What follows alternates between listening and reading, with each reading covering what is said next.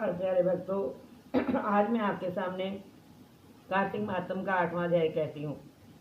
नारद जी कहने लगे कि हे राजा पृथु, जालंधर ने हमारा बड़ा आदर और सत्कार किया। भक्ति भाव से पूजन करके कहने लगा कि महाराज, आपका कैसे आना हुआ और मेरे लिए क्या आज्ञा है। हमने कहा कि दैत्यराज मैं कैलाश पर गया था, वहाँ पार्वती सहित अवधूत शिव और उनका वैभव देखा तो चकित हो गया कि क्या ऐसा वैभव और किसका भी हो सकता है। ऐसा विचार कर तीनों लोकों में भ्रमण करता हुआ यहाँ पर आया हूँ। यहाँ आकर तुम्हारी समृद्धि भी देखी। तुम्हारे और शिव के वैभव में और कोई अंतर नहीं, किंतु तुम्हारा वैभव स्त्री रहित है। भस्म लेपन करने वाले राग रहित कामदेव के शत्रु शिव के पास स्त्री रतन जैसी पार्वती है। वैसे यद्यपि तुम्हारे पास अनेक सुंदरियां हैं, परंतु उनमें से कांतिमान पार्वती का सामना कोई भी नहीं कर सकती।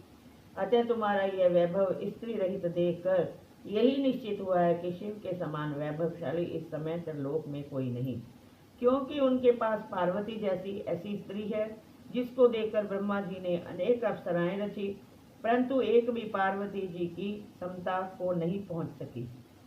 नारद जी कहने लगे कि हे राजा पृथु, हम तो इतना कहकर वहां से चले आए, परंतु जालंधर ने पार्वती जी की इतनी सुंदरता सुनकर काम ज्वर से पीड़ित हो राहु को बुलाकर शिव के पास भेजा। राहु उसी समय चंद्र के समान उज्ज्वल कैलाश को काला करता हुआ द्वारपाल नंदी द्वारा रोके जाने तथा शिव के सामने उपस्थित किए जाने पर उनसे बोला कि हे शिव, तीनों लोकों के नाथ और सब रत्नों के स्वामी, जालंधर की आज्ञा सुनो। शमशानवासी तथा नर मुंडों की माला धारण करने वाले जटाधारी झूठधारी, तुम्हारे जैसे अवधूत के पास पार्वती जैसी परम सुंदरी स्त्री शोभा नहीं देती। मैं तीनों लोकों का नाथ, सब रत्नों का स्वामी हूँ, क्योंकि पार्वती भी स्त्री रत्न है, अतः वह मेरे साथ ही शोभा दे सकती है। तेरे जैसे भस्म धारण करने वाले योगी के पास नहीं रह सकती। नारद जी कहने लगे कि हे राजा पृथु, राहु के इतना कहते ही श्री शिव जी ने अपनी भ्रिकुटी में से एक अति भयंकर पुरुष को उत्पन्न किया, जिसका सिंह के समान मुख, जलती हुई अग्नि के समान लाल लाल आंखें और शरीर पर खड़े हुए बड़े बड़े बाल थे।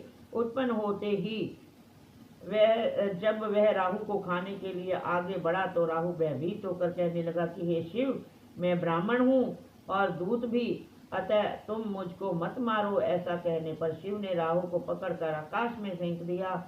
तब वह भयंकर पुरुष राहु को छोड़कर शिव के पास आया और कहने लगा कि मैं भूखा हूँ, मुझे खाने के लिए कुछ दो। तब शिव जी ने कहा कि तुम अपने हाथ पैर को खा जाओ। जब वह हाथ पैर को खाता हुआ सारे धड़ को खा गया और केवल मुख ही बचा, तब शिव जी ने प्रसन्न होकर कहा कि आज से तुम्हारा नाम कीर्ति मुख होगा और तुम हमारे द्वारपाल होगे। पहले तुम्हारी पूजा होगी, तुम्हारी पूजा के बिना हमारी पूजा निष्फल होगी। उधर राहु आकाश में जाकर बर्बर देश में गिरा। राहु की ऐसी दशा सुनकर जालंधर को बड़ा क्रोध आया और वह दैत्यों की 1 करोड़ सेना लेकर अपनी पुरी से बाहर निकला। बाहर निकलते ही सामने एक आंख वाले शुक्राचार्य जी और अंगहीन राहु मिले। इसके अतिरिक्त तो और भी अनेक अपशगुन हुए, परंतु वह नहीं रुका। जब दैत्य सेना सारे आकाश में छा गई, तब दैत्यों ने जालंधर की कैलाश पर चढ़ाई देखी तो छिप कर शिव जी महाराज को खबर दी। श्री शिव जी ने उसी समय विष्णु भगवान का स्मरण किया। स्मरण करते ही भगवान वहां आकर उपस्थित हो गए। तब शिव जी ने कहा कि हे भगवान, आपने देवताओं को पीड़ा देने वाले इस दैत्य को मारा क्यों नहीं?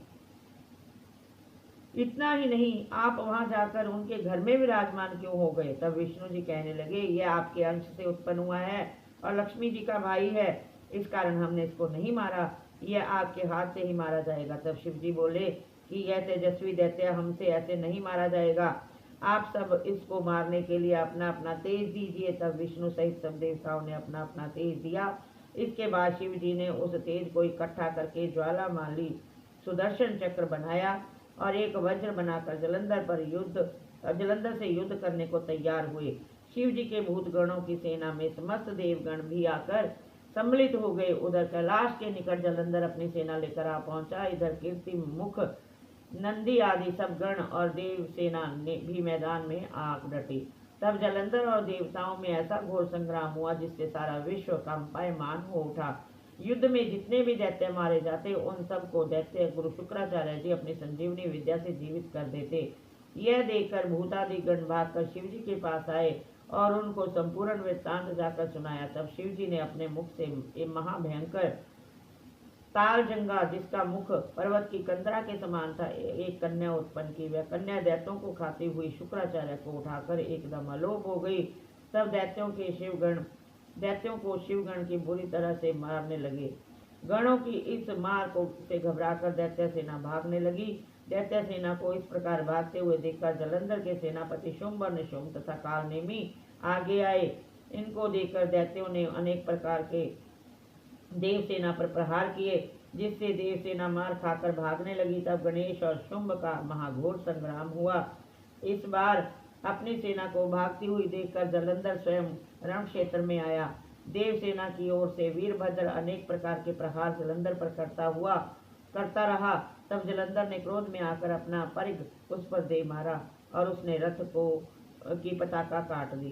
साथ ही जलंधर ने बाण वर्षा करके देवसेना में भगदड़ मचा दी। अपनी सेना की ऐसी दशा देखकर स्वयं शिव जी बैल पर चढ़कर युद्ध करने के लिए आए और आते ही दैत्य सेना पर बाणों से तीव्र प्रहार किए। इन प्रहारों से दैत्य सेना इस प्रकार भागने लगी जैसे कार्तिक मास के व्रत से पाप भाग जाते हैं। उसी समय शिव जी अपने बाणों के प्रहार से खड्ग रोमा का सिर काटकर पृथ्वी पर गिरा दिया। तब जलंधर ने महाघोर ललकार की तो शिवजी ने उनके रथ के घोड़ों और सारथी को भी मार गिराया। तब जलंधर पैदल ही अपनी खड्ग लेकर शिवजी की ओर दौड़ा। शिवजी ने उसी क्षण एक मुक्का उसकी छाती पर मारा, जिससे वह कुछ विवहल हो गया। इस प्रकार जब दैत्यों ने देखा कि शिव अजय है तो उन्होंने गंधर्व माया रची। गंधर्व और अप्सराएं नाचने और गाने लगी। शिव जी भी इस माया में फंसकर नाचने और गाने लगे। जलंधर दैत्य भी शिव जी की माया में फंसा देखकर महादेव जी का रूप धारण करके पार्वती जी के पास गया और पार्वती जी का रूप देखकर कामांध हो गया। पार्वती जी महादेव को आया देखकर खड़ी हो गई, परंतु तत्काल ही राक्षसी माया समझकर वहां से अंतर्ध्यान हो गई। तब जलंधर पुनः युद्ध भूमि में आया। उधर जलंधर के चले जाने के बाद पार्वती जी ने भगवान विष्णु का स्मरण किया।